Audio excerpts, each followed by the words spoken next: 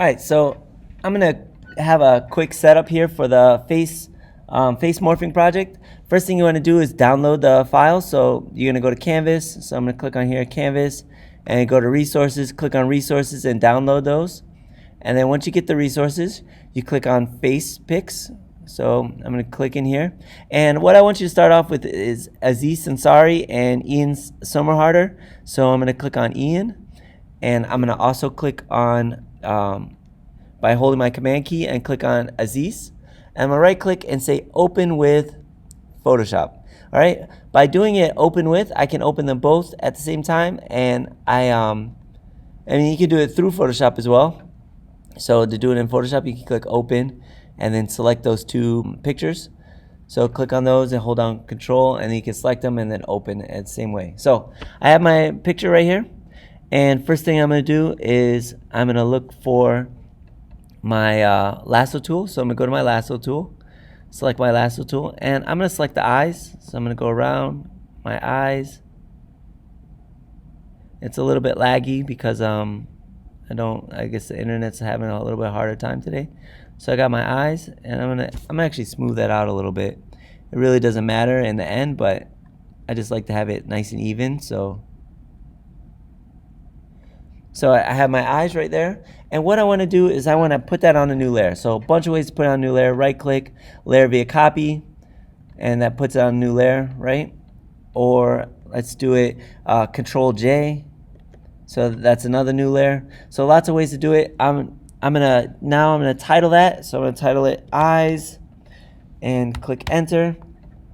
And what I want to do is I want to take this eye over to the Ian picture. So I'm just gonna grab the layer on the right hand side by holding down my mouse, and it turns into a little fist, and I'm gonna drag it up to the top of my page.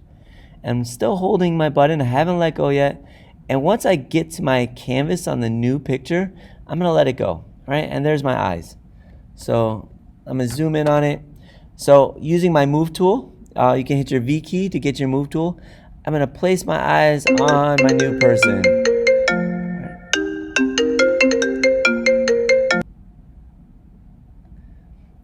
All right, so we have our eyes on our page, and what we're gonna do, and I want you to read the instructions. That I'm not gonna do an entire video here, but what I want to do is I want to show you how to use the opacity a little bit, and your warp and transform, and then a special way to kind of blend things together. So I'm lowering my opacity so that I can see the eyes underneath.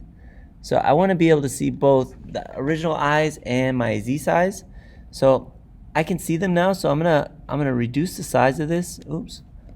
So I'm gonna reduce the size of this and put my eyes kind of where they are, where they're supposed to be, right there. Rotate them just a little bit, and then I'm gonna raise my opacity so I can see how it looks. So it looks pretty good. Eyebrows are in place, the eyes are in place, and then I'm gonna click check mark. All right. So the big thing that you notice right now is that you have this color right here and a darker complexion right here. So what we're gonna do is we're gonna try to combine those together. So I'm gonna click layer 1 and I'm gonna duplicate it. So I duplicated that layer. I'm gonna call that Ian work layer.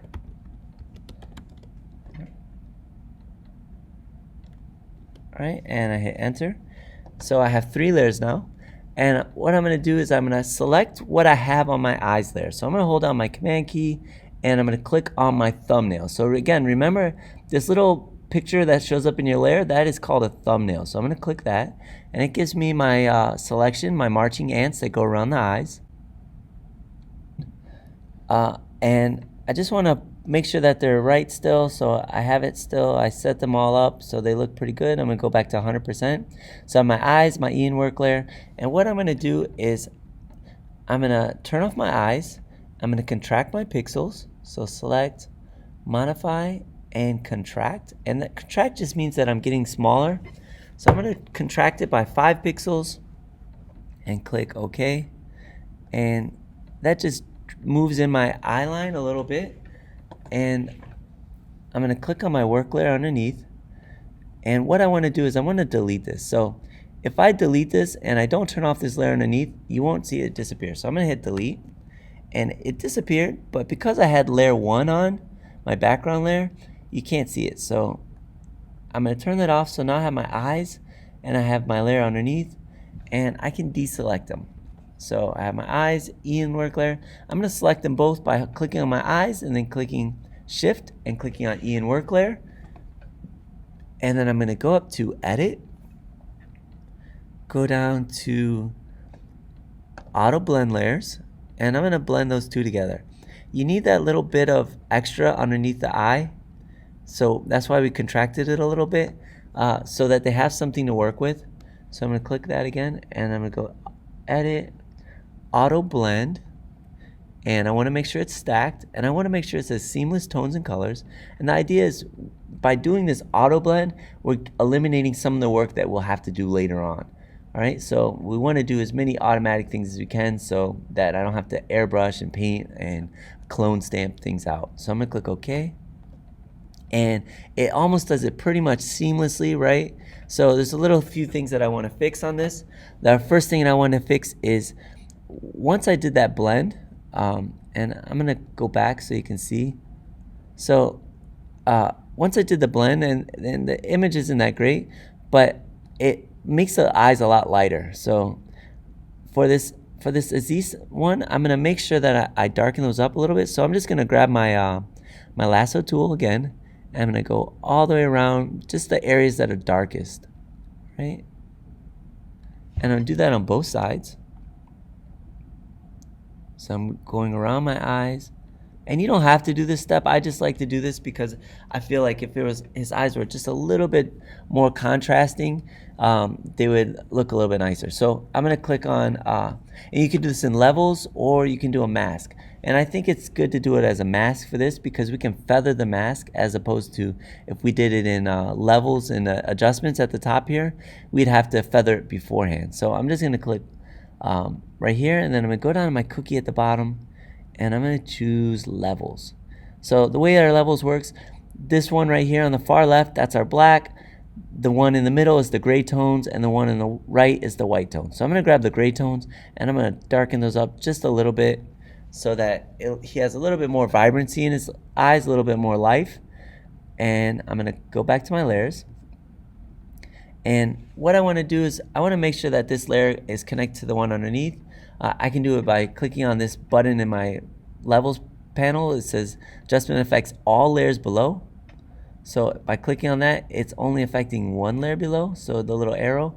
I could also do that by holding my Alt key and going in between the two layers, or my Option key on a Mac, going in between the two layers and clicking. So I can do that, and that puts it just on the layer below. So now that we put it on the layer below, we have this the mask right here, and we want to feather the edge. So feather just means soften the area around. So I'm gonna show you what the mask looks like first. So if you look, it's very sharp, and then when I go up to my properties, I'm gonna soften it. So I'm dragging my feather, and you can make it drastic or not so drastic. So you can see how it smooths it out. And I'm going back to this, so my feather, without a feather, you can see the lines, and with a feather, it kind of softens that a little bit, so it's a little bit nicer, but it also allows us to keep that nice contrast in the picture. All right, so that's one thing you can do. Next thing you do, we have to kind of paint out some of these other colors. Let's see here, so image, adjustments, replace color, choose the color I want.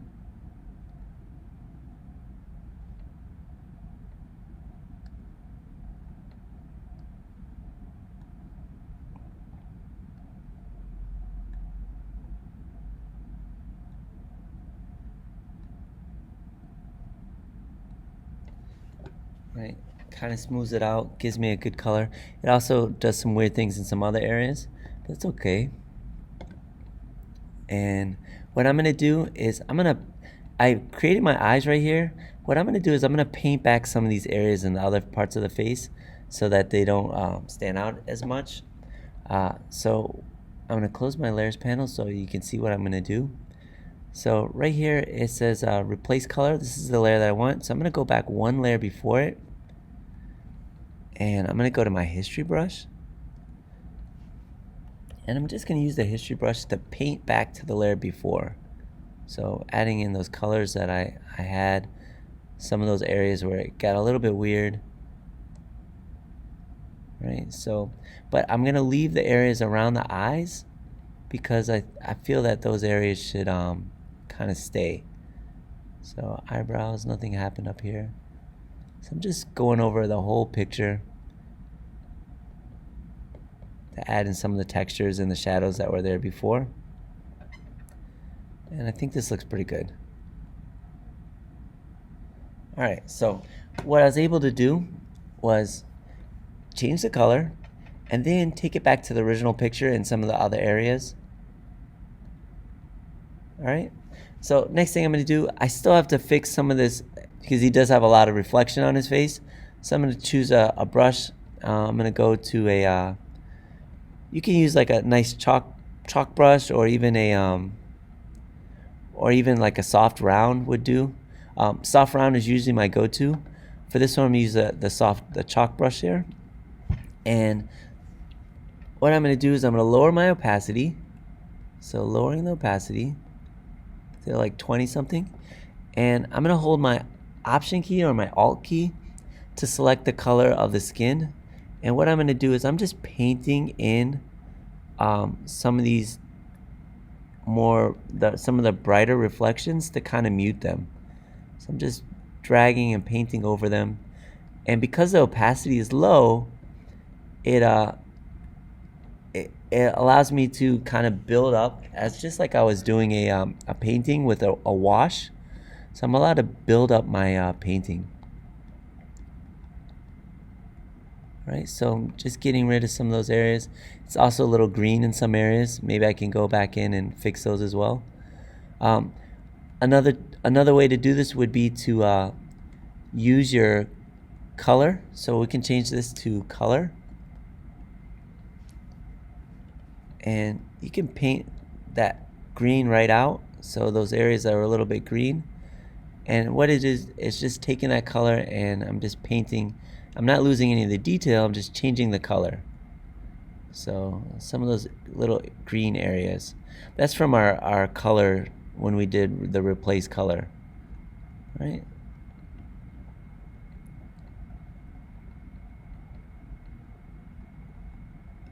Alright, so it looks pretty good. It looks pretty natural. Right? So I'm not going to go any further.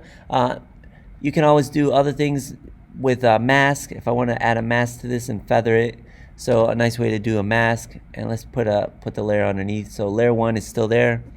I'm just going to paint with my soft round. So let me go to a soft round brush.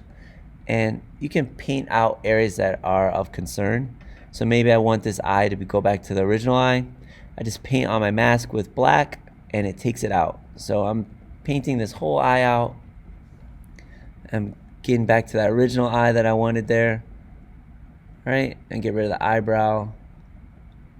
Alright, so maybe you want to do something like that. The nice thing about a mask is it's just that area that you painted. So if you click on, if I show you what I painted, so that right there is just the area I painted. I didn't paint anything else, and as you see, the old eye is there. So there's some other ways to paint as well, and the nice thing is it's soft because I'm using a soft brush, so the edges aren't too sharp. All right, so I hope this was helpful, and there's so much more you can do with this project, so combine the 4 faces together, and I can't wait to see what you guys create.